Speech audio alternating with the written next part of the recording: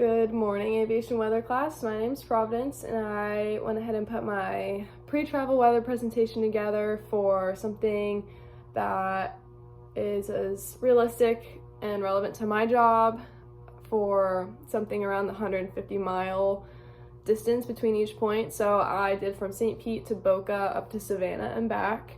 I called the 1-800 weather brief line and gave him my departure fields, time and route, the destination, the route of flight, and the altitude. And for each of my legs, he told me that there was no adverse conditions, no air mets or weather advisories or unpublished TFRs or runway closures. So he gave me the good to go.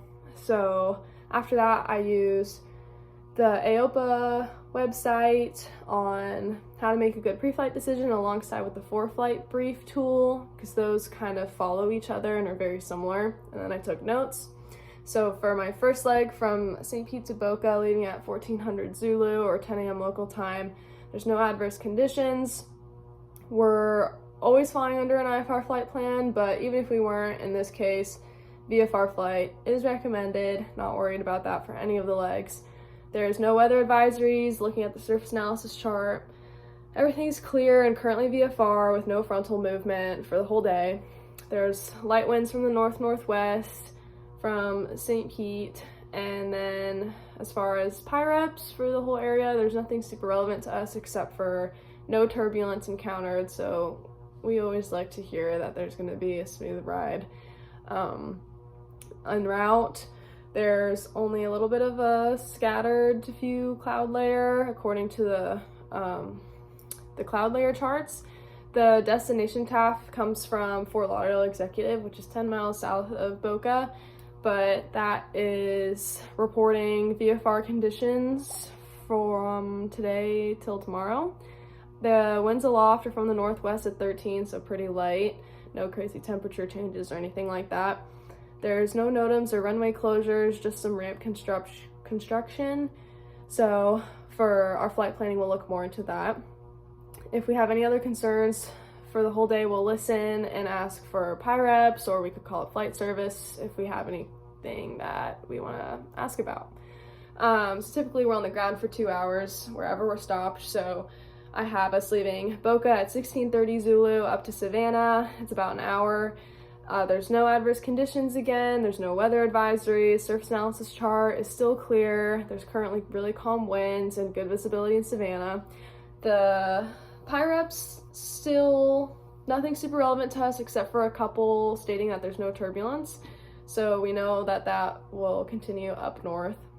There's a scattered and a kind of broken layer along the route of flight, but the forecast says it's going to dissipate to more of like a layer of a few clouds. The TAF up at Savannah, again, is reporting clear, calm for the most part. From 1700, the winds might pick up a little bit, up towards gusting around 15 knots, but that's nothing too concerning, but it's worth noting.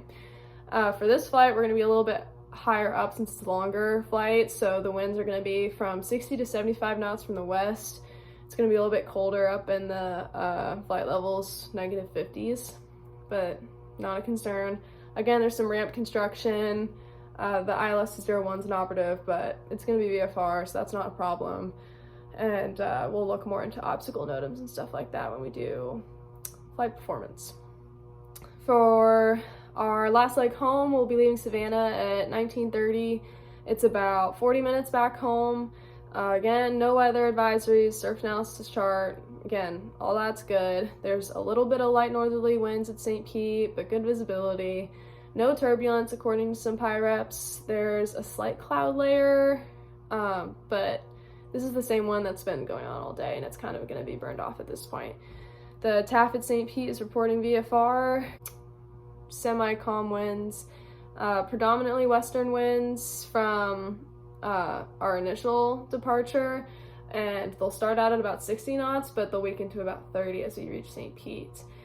And same thing for St. Pete, a little bit of airport construction and some airport lighting that's out of service, but other than that, everything looks good. If this was me on a flight today, or if I was looking at this yesterday, I would say that this is a good good to go decision.